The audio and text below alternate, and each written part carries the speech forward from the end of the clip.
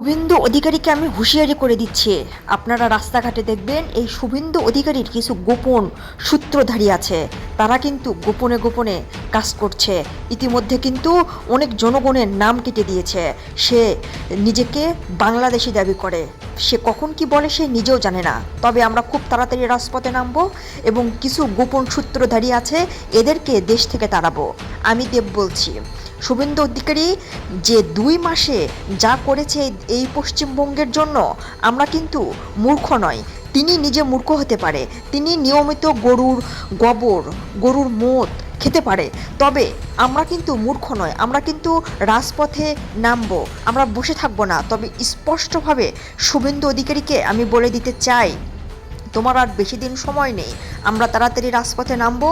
তোমাকে 2 মাসে দেখেছি, তুমি জনগণের পেটে লাথি মেরেছ, তুমি গরু নিয়ে বিজনেস শুরু করেছো। তোমার এই মূর্খতা, তোমার এই উগ্রবাদীর কারণে আজ দেশের ক্ষতি হচ্ছে। কিছু ব্যবসায়িক রয়েছে যারা গরু বিক্রি করতে পারছে না, তারা হচ্ছে মুসলিমদের ঈদ হয়ে গেছে, কিন্তু দেখেন 14 বছর ধরে তারা কি গরু লালন পালন করবে? তাদের দাবি একটাই, শুভেন্দু অধিকারী কিংবা বিজেপি এই গরুগুলো নিয়ে যাক আর তাদের ন্যায্য দাম তাদেরকে বুঝিয়ে দিক। আমি দেব বলছি, আমরা খুব তাড়াতাড়ি চলচ্চিত্র সমিতি যারা যারা আছে আমরা সবাই মাঠে নামবো এবং জনগণকে আহ্বান জানাচ্ছি সবাই রাজপথে নামিয়ে ঐক্য হয়ে পার্শ্ববর্তী দেশ যেরকম বাংলাদেশ, নেপাল, শ্রীলঙ্কা আপনারা দেখেছেন, ঠিক এরকমটাই শুভেন্দু অধিকারীর কপালে জুটছে। আমি দেখতে পাচ্ছি, স্পষ্টভাবে বলে দিচ্ছি, আর বেশি দিন সময় নেই।